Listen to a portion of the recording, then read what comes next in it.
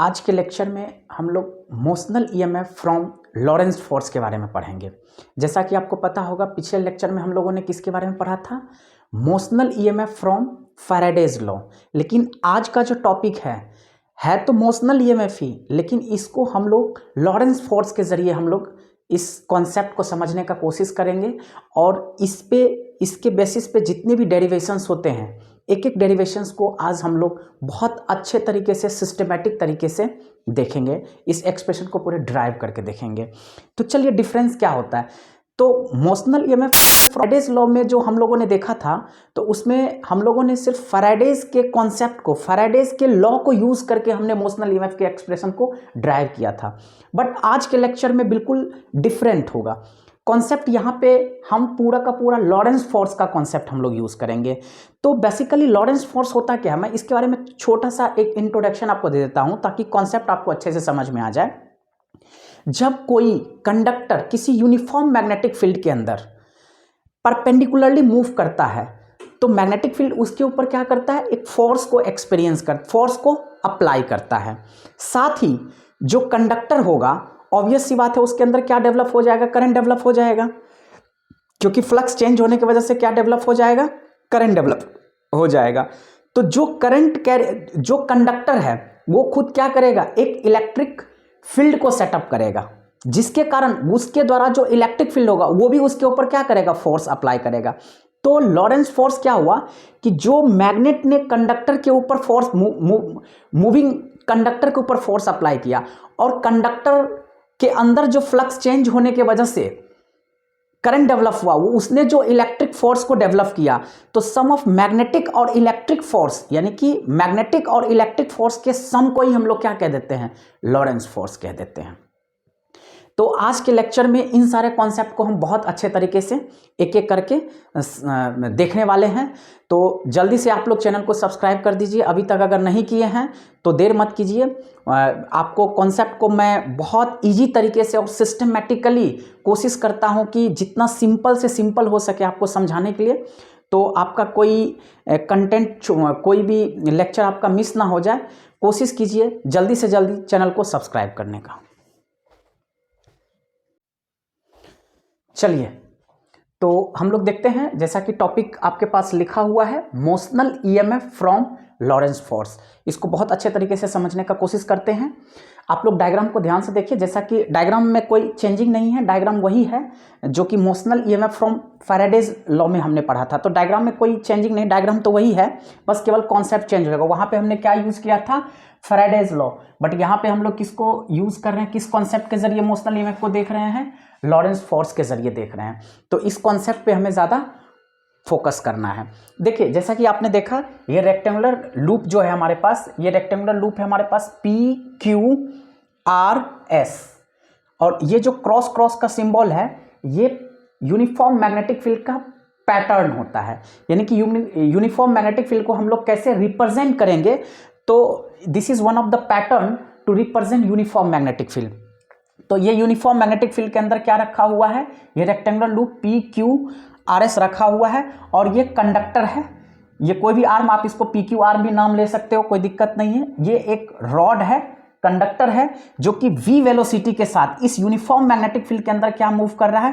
Perpendicularly move कर रहा है। तो ये जो रेक्टेंगुलर लूप है PQRS, इसका लेंथ अगर देखा जाए तो हम L को ले सकते हैं, विड्थ को देखा जाए तो x, वैसे आप किसी को भी मान सकते हैं, कोई फर्क नहीं पड़ेगा। अगर हम लेंथ को चाहें तो x मान सकते हैं, विड्थ को L मान सकते हैं, उससे कोई दिक्कत नहीं है, मीनिंग एक ही चीज है। तो लेंथ को हमने L मान लिया और विड्थ को हमने क्या मान लिया? x। जैसा कि आप लोग जानते हो कि कंडक्टर है यहाँ पे, तो कंडक्टर के पास लार्ज नंबर ऑफ क्या होता है? फ्री इलेक्ट्रॉन्स होता है, ऑब्वियसली।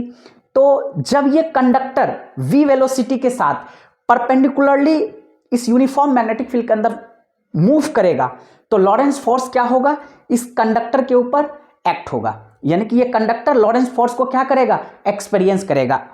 यानी कि ये मैग्नेटिक फील्ड इसके ऊपर क्या अप्लाई कर देगा? लॉरेंस फोर्स अप्लाई कर देगा, जिसके वजह से इस कंडक्टर के अंदर क्या हो जाएगा? करंट डेवलप हो जाएगा, क्योंकि इस कंडक्टर के अंदर क्या है? Large number of free electrons है। Who is responsible for carry the charge? Free electrons are only responsible for carry the charge. तो ऑब्वियसली बात है कि यहां पे इस कंडक्टर के अंदर क्या डेवलप हो जाएगा? करंट डेवलप हो जाएगा। अब यहां पे कॉन्सेप्ट है कि अगर v वेलोसिटी के साथ ये कंडक्टर इस यूनिफॉर्म मैग्नेटिक फील्ड के अंदर परपेंडिकुलरली मूव करेगा, तो ऑब्वियसली इस कंडक्टर के अंदर जितने भी फ्री इलेक्ट्रॉन्स है उसका भी स्पीड वही होगा। एग्जांपल के तौर पे अगर प्लेन का स्पीड 650 किलोमीटर पर आवर है, तो उसके अंदर जो पैसेंजर है उसका भी तो स्पीड वही हो जाएगा 650 किलोमीटर पर आवर। तो अगर कंडक्टर v वेलोसिटी के साथ मूव कर रहा है, तो जिस स्पीड के साथ कंडक्टर इस यूनिफॉर्म मैग्नेटिक फील्ड के अंदर मूव कर रहा है, इसके अंदर जो इलेक्ट्रॉन्स है वो भी उसी स्पीड के साथ इस यूनिफॉर्म मैग्नेटिक फील्ड के अंदर क्या कर रहा है, मूव कर रहा है। तो मैग्नेटिक फील्ड जो है इसके ऊपर क्या एक्ट कर रहा है, लॉरेंस फोर्स, जिसके वजह से इसके अंदर क्या डेवलप हो जा रहा है, कंडक्टर के अंदर करंट डेवलप हो रहा है। तो ये करंट क्या कर रहा है, खुद एक इलेक्ट्रिक फोर्स को डेवलप कर रहा है। तो वो जो इलेक्ट्रिक फोर्स है वो किस डायरेक्शन में एक्ट होगा, तो उस डायरेक्शन ऑफ इलेक्ट्रिक फोर्स को फाइंड आउट करने के लिए हम किस कॉन्सेप्ट का यूज करेंगे, फ्लेमिंग्स का लेफ्ट हैंड रूल यूज करेंगे। तो जैसा कि आप लोग जानते हो फ्लेमिंग्स का लेफ्ट हैंड रूल होता क्या है, आप देखिए यहां पे this is our left hand, तो this is our left hand, ठीक है। अगर हम फ्लेमिंग्स का लेफ्ट हैंड रूल का कॉन्सेप्ट यूज करते हैं, तो ये थंब है, ये हमारे पास 4 फिंगर है, और ये हमारे पास क्या है, मिडिल फिंगर है। Father mother child, father mother child, Fleming's का लेफ्ट हैंड रूल को कैसे समझेंगे, father mother child. F4 force, ये हमें डायरेक्शन ऑफ किसको बताएगा, फोर्स को, यानी कि किस डायरेक्शन में फोर्स एक्ट हो रहा है। दैट मींस जो भी इलेक्ट्रिक फोर्स है वो किस डायरेक्शन में एक्ट होगा, ये फोर्स का डायरेक्शन देगा। ये 4 फिंगर जो है हमें किसका डायरेक्शन देगा, मैग्नेटिक फील्ड का direction. Father mother F4 force, M4 magnetic field. Are got my point और नॉट। और ये जो मिडिल फिंगर है father mother child, C4 current, यानी कि जो भी इंड्यूस्ड करंट होगा उस करंट का डायरेक्शन क्या होगा, यानी कि फोर्स, मैग्नेटिक फील्ड और करंट। तो this is the concept of Fleming's left hand rule. तो इस फ्लेमिंग्स लेफ्ट हैंड रूल के जरिए हम क्या कर सकते हैं, फोर्स का डायरेक्शन फाइंड आउट कर सकते हैं। तो फोर्स का डायरेक्शन यानी कि जो इलेक्ट्रिक फोर्स एक्ट हो रहा है उसका डायरेक्शन किधर से है, Q से P की डायरेक्शन में, Q से P की डायरेक्शन में। तो ऑब्वियस सी बात है जिस डायरेक्शन में इलेक्ट्रिक फोर्स एक्ट होगा इलेक्ट्रॉन्स उसी डायरेक्शन में मूव करेगा। तो समझने वाला बात है कि जो भी फ्री इलेक्ट्रॉन्स होगा, जो भी इलेक्ट्रॉन्स होगा वो किस डायरेक्शन में मूव करता हुआ नजर आएगा, यानी कि इलेक्ट्रॉन्स का मूवमेंट किधर से किधर हो जाएगा, Q to P, यानी कि जो इलेक्ट्रॉन्स होगा वो Q से P की तरफ, यानी कि कहीं ना कहीं जो नेगेटिव चार्ज है, जो नेगेटिव चार्ज है वो किधर की तरफ जाता हुआ नजर आएगा, Q से P। तो जो पॉजिटिव चार्ज होगा, सिमिलरली जो पॉजिटिव चार्ज होगा वो किधर मूव करता हुआ नजर आएगा, P to Q। ये कॉन्सेप्ट तो समझना बहुत जरूरी है, इसको आप लोग ध्यान से देखिए। इलेक्ट्रिक फोर्स का डायरेक्शन किधर होगा एज पर दी फ्लेमिंग्स लेफ्ट हैंड रूल, तो Q to P। तो जो इलेक्ट्रॉन्स होगा, जो नेगेटिव चार्ज होगा वो Q से P की तरफ मूव करता हुआ नजर आएगा, लेकिन जो पॉजिटिव चार्ज है वो P से Q की तरफ मूव करता हुआ नजर आएगा। और ये एक्यूमुलेशन ऑफ चार्जेस जो है, यानी कि जो नेगेटिव चार्ज और पॉजिटिव चार्ज का एक्यूमुलेशन हो रहा है यहां पे, ये तब तक होता रहेगा इस कंडक्टर के अंदर, इस रॉड के अंदर। ये जो आर्म है आप इसको कह सकते हैं, मैं यहां पे नाम भी दे देता हूं, मूवेबल आर्म, मूवेबल आर्म। यानी कि ये जो मूवेबल आर्म है, जो कंडक्टर है, इसके अंदर ये जो एक्यूमुलेशन ऑफ चार्जेस है ये तब तक होता रहेगा जब तक कि ये इक्विलिब्रियम सिचुएशन को अटेंड ना कर ले, यानी कि जब तक ये इक्विलिब्रियम सिचुएशन को अटेंड नहीं करेगा, till the accumulation of charges will takes place. तो एक्यूमुलेटेड जब ये इक्विलिब्रियम में आ जाएगा देन व्हाट हैपन, तो बहुत अच्छे से हम इसको लिख सकते हैं कि एट इक्विलिब्रियम,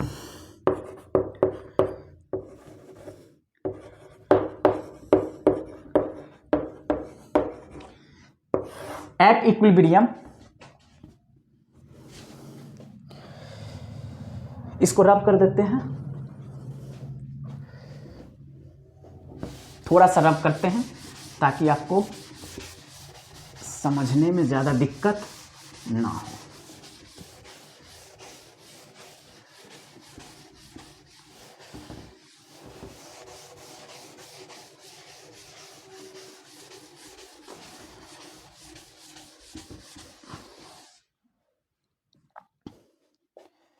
यानी कि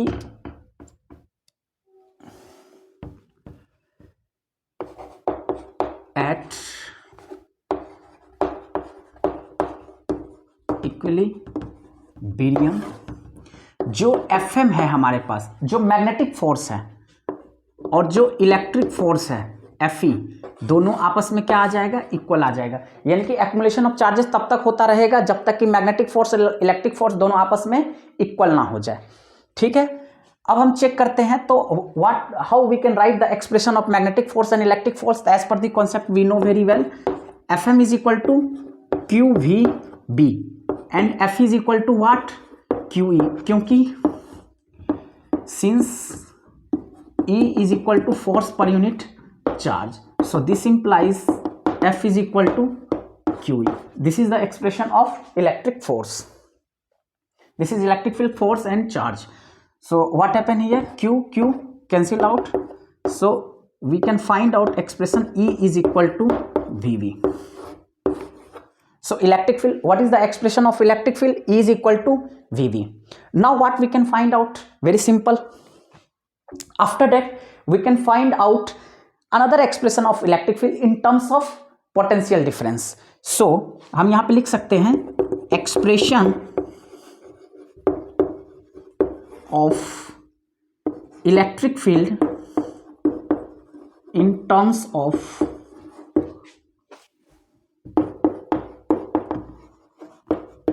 potential difference. Very simple, we can write the expression of electric field in terms of potential difference.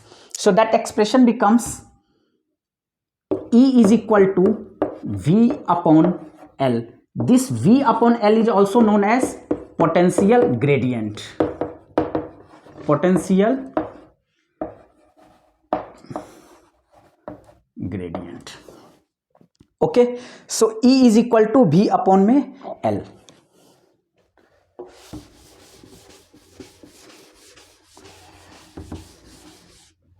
Now what we can write here, this implies, actually we are going to find out the potential difference, so V is equal to E into L.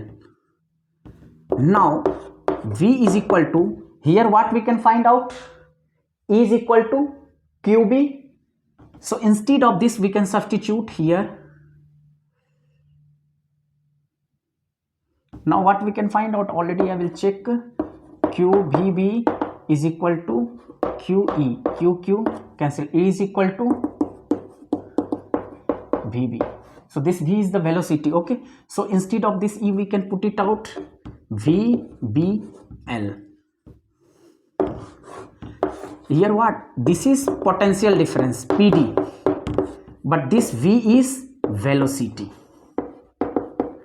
किसका velocity है, movable arm का, यानी कि जो conductor move कर रहा था जिस वेलोसिटी के साथ, that V is the velocity of movable arm और conductor, and B is the magnetic field and L is the length. So it's clear, I hope. So first part what we can write here, हम कह सकते हैं यहाँ पे जो potential difference मिला वो क्या मिला, VBL, या हम इसको अच्छे से लिख देते हैं, एक मिनट, ताकि आपको समझने में कोई दिक्कत नहीं हो.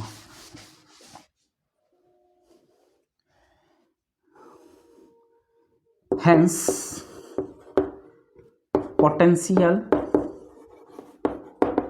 difference will be V is equal to BVL. Motional EMF आपने ये भी देखा था, फ्राइडेज लॉ के जरिए भी यही फाइंड आउट किए थे. ठीक है, सो इसी चीज़ को हम ईएमएफ के टर्म में भी लिख सकते हैं, क्योंकि पोटेंशियल और ईएमएफ में कोई डिफरेंस नहीं है, और बस अंतर इतना ही होता है कि EMF always higher than potential difference. तो EMF is equal to BVL. ध्यान रखिएगा, जो स्मॉल v है वो वेलोसिटी को रिफ्लेक्ट करता है, और कैपिटल V जो है वो पोटेंशियल डिफरेंस को रिफ्लेक्ट करता है. तो ईएमएफ हमारे पास क्या आ गया, BVL. अब इससे रिलेटेड जितने भी पैरामीटर्स हैं उन सारे पैरामीटर्स के एक्सप्रेशन को हम लोग क्या करेंगे, फाइंड आउट करेंगे. तो सबसे पहला एक्सप्रेशन जो आता है वो क्या होता है, तो आप डायग्राम में जब देखोगे तो सबसे पहले हमने क्या देखा था कि जो कंडक्टर को हमने v वेलोसिटी के साथ परपेंडिकुलरली यूनिफॉर्म मैग्नेटिक फील्ड के अंदर मूव कराया था, जिसके वजह से क्या हुआ था, तो जो कंडक्टर का x था, आप उसको अगर लेंथ मानो तो लेंथ भी मान सकते हो या ब्रेथ मानो तो ब्रेथ भी मान लो, यानी कि x वहां पे क्या हो रहा था, डिक्रीज हो रहा था, क्योंकि कंडक्टर किस डायरेक्शन में मूव कर रहा था, लेफ्ट डायरेक्शन में मूव कर रहा था, यानी कि x जो है वो डिक्रीज हो रहा था। तो x के डिक्रीजिंग होने के कारण जो एरिया था रेक्टेंगुलर लूप PQRS का, वो क्या हो रहा था, चेंज हो रहा था। तो उसके वजह से फ्लक्स चेंज की वजह से क्या हो रहा था, EMF डेवलप हो रहा था, यानी कि कंडक्टर के जो हमारा आर्म था, जो रॉड था, उसके एंड टू एंड क्या हो रहा था, करंट डेवलप हो रहा था। तो सबसे पहला जो एक्सप्रेशन हमें फाइंड आउट करना है वो करना है कि current induced in the loop, यानी कि उस लूप के अक्रॉस क्या करंट डेवलप हो रहा था, current induced across the loop. तो हम इस एक्सप्रेशन को फाइंड आउट करेंगे।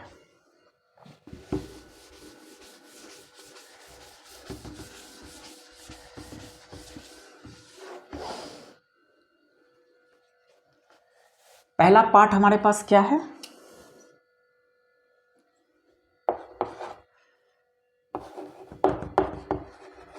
Current induced in the loop, current induced in the loop. तो EMF इज इक्वल टू क्या होगा हमारे पास एक्सप्रेशन IR, तो this implies I is equal to EMF upon में R। So I is equal to EMF क्या है हमारे पास, BVL अपॉन में R। So this is the expression for induced current, current induced in the loop. So this is the expression for induced current in the across the loop. So I is equal to BVL upon में R। दूसरा parameter हमारे पास क्या है, दूसरा expression हमें क्या find out करना है, अब हमारे पास क्या है, force on the movable arm. जो आर्म है, जो मूवेबल आर्म था, जो रॉड था, जब वो मूव कर रहा था तो उसके ऊपर क्या हो रहा था, वो इलेक्ट्रिक फोर्स को क्या कर रहा था, एक्सपीरियंस। पहला चीज देखिए यहाँ पे इंटरेस्टिंग फैक्ट समझने वाला क्या है कि उस कंडक्टर के अक्रॉस, जो रॉड था उसके अक्रॉस क्या डेवलप हो गया, कंडक्टर करंट डेवलप हो गया। तो अब वो क्या होगा, एक करंट कैरिंग कंडक्टर की तरह बिहेव करने लगेगा। आप जानते हैं 10th क्लास में भी आपने पढ़ा होगा कि किसी भी करंट कैरिंग कंडक्टर को जब आप किसी मैग्नेट के पास लेके जाओगे तो वो मैग्नेट उसके ऊपर क्या करेगा, फोर्स अप्लाई करेगा, और उस फोर्स का एक्सप्रेशन क्या होता था, BIL sine theta, that means bill sine theta. ये हमारा एक्सप्रेशन था, B for magnetic field, I for current और L फॉर लेंथ। तो परपेंडिकुलरली मूव कर रहा था तो साइन थीटा का वैल्यू कितना हो जाएगा, 90 डिग्री, तो साइन 90 हम लिखेंगे। तो यानी कि force acting on the movable arm या force acting on the movable arm, expression for force acting on the movable arm. तो फोर्स का एक्सप्रेशन क्या हो जाएगा, बिल BIL sine 90 degree. Actually expression तो हमारा होता है थीटा, आप यहां पे लिख भी सकते हैं sine theta. So this implies F is equal to हम क्या लिख सकते हैं, BIL साइन 90 डिग्री, क्योंकि परपेंडिकुलरली मूव कर रहा है।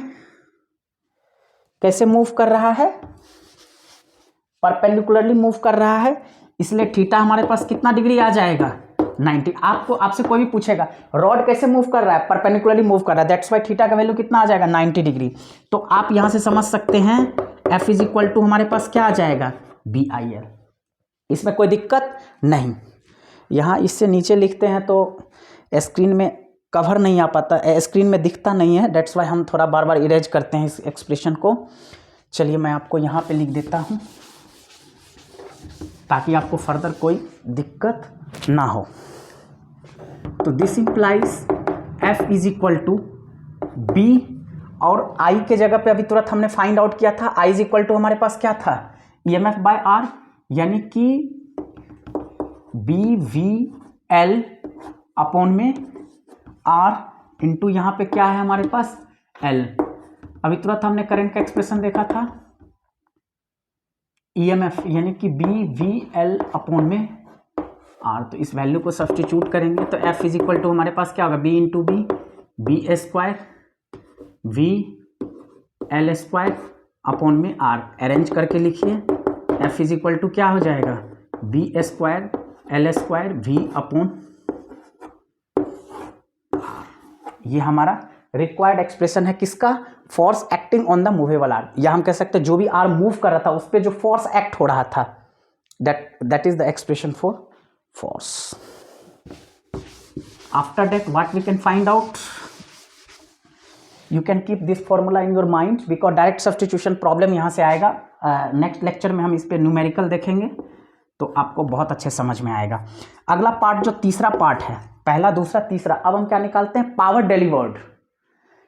तो जब फोर्स एक्ट होगा, मूव करेगा, तो पावर भी तो डिलीवर्ड होगा, तो power delivered by the external force. तो एक्सटर्नल फोर्स के जरिए जो पावर डिलीवर्ड होगा उसका एक्सप्रेशन निकालते हैं, power delivered by the external force. Power delivered का एक्सप्रेशन निकालेंगे तो P is equal to formula होता है F इंटू V। तो हम यहाँ से देख सकते हैं P is equal to F का एक्सप्रेशन अभी तुरंत हमने फाइंड आउट किया, B² L² V अपॉन R इंटू V। तो ऑटोमेटिकली ये हमारे पास क्या आ जाएगा, this implies P is equal to हमारे पास क्या आ जाएगा, B² L² V² upon R। So this is the required expression. हम ये कह सकते हैं this is the required expression for power delivered. आप मेरे ख्याल से दिख रहा होगा आपको यहाँ पे,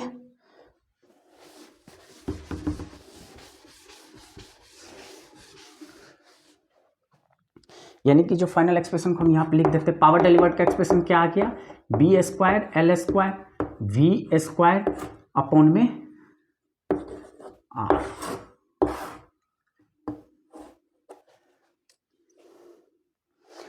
B² L² V हमेशा याद रखिएगा, स्मॉल b है तो ये वेलोसिटी को रिफ्लेक्ट कर रहा है, ठीक है, और ये R। अब एक चीज बताइए, चौथा चीज क्या है हमारे पास, ये वही चीज है, कोई इसमें ज्यादा डिफरेंस नहीं है। अभी हमने क्या देखा, power delivered by the external force, तो जो कि निकला P is equal to B² L² V² upon में R। अब दोनों एक ही चीज है, कोई डिफरेंस नहीं है। हम लिखते थे पावर डिसिपेटेड। अब इसमें फर्क क्या है, देखिए इसको समझना है, power dissipated by joule loss. तो ये क्या मतलब होता है, मैं इसको लिखता हूं, दोनों सेम एक्सप्रेशन है, power dissipated as joule loss.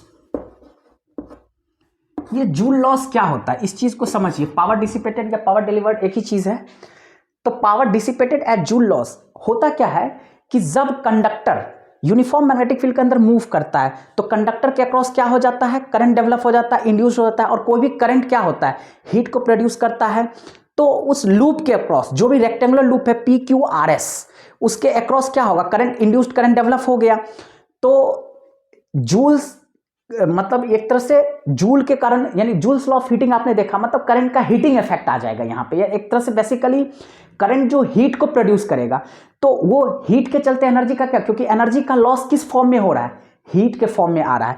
तो यानी कि हम एक तरह से कह सकते हैं जूल हीटिंग लॉस, यानी कि joule heating loss, joule heating loss across the loop, या हम कह सकते हैं, ठीक है, ये समझ में आ गया होगा, power dissipated at joule loss.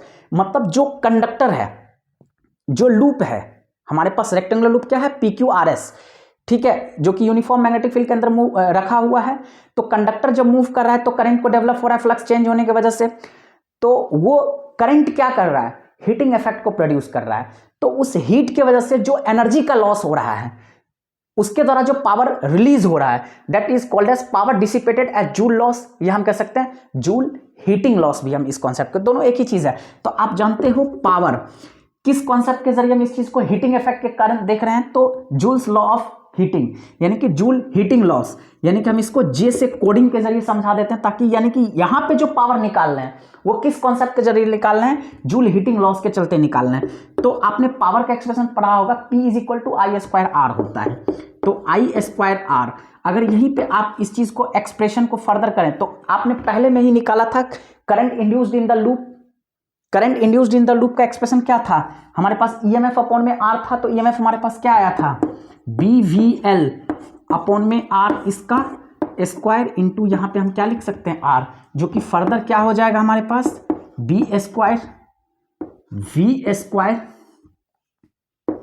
L² upon में क्या हो जाएगा R² इंटू यहाँ पे R, तो ये R और ये कट जाएगा, कैंसिल आउट हो जाएगा। तो हमारे पास जो एक्सप्रेशन बचेगा वो क्या बचेगा, केवल थोड़ा सा कॉन्सेप्ट डिफरेंट है, मेथड डिफरेंट है। तो power due two joule heating loss हमारे पास क्या आ जाएगा एक्सप्रेशन, B² अरेंज करके लिख देते हैं ताकि समझने में कोई दिक्कत, L² V² अपॉन में R, ये R से ये स्क्वायर कैंसिल हो गया, तो हमारे पास एक्सप्रेशन B² L²। आपने जो power delivered by the external force के चलते पढ़ा था वो भी हमारे पास क्या था, B² L² V² अपॉन में R, और यहाँ पे जो पावर डिसिपेटेड है जूल लॉस, यानी कि जूल हीटिंग लॉस के चलते जो पावर का एक्सप्रेशन आया वो भी क्या है हमारे पास, B² L² V² अपॉन में R। तो आई होप आपका कॉन्सेप्ट क्लियर होगा, और इसमें ज़्यादा कुछ नहीं है, इस पे जो भी न्यूमेरिकल्स आता है वो बिल्कुल स्ट्रेट आता है, put the formula get the answer. तो इसमें कोई बहुत ज़्यादा कॉम्प्लिकेटेड क्वेश्चन पूछने की प्रोबेबिलिटी नहीं है, बिल्कुल फॉर्मूला ओरिएंटेड ही क्वेश्चंस आता है। तो अभी नेक्स्ट लेक्चर में हम इसके ऊपर न्यूमेरिकल्स देखेंगे। आई होप आपका ये कॉन्सेप्ट और अच्छे तरीके से क्लियर हो जाएगा।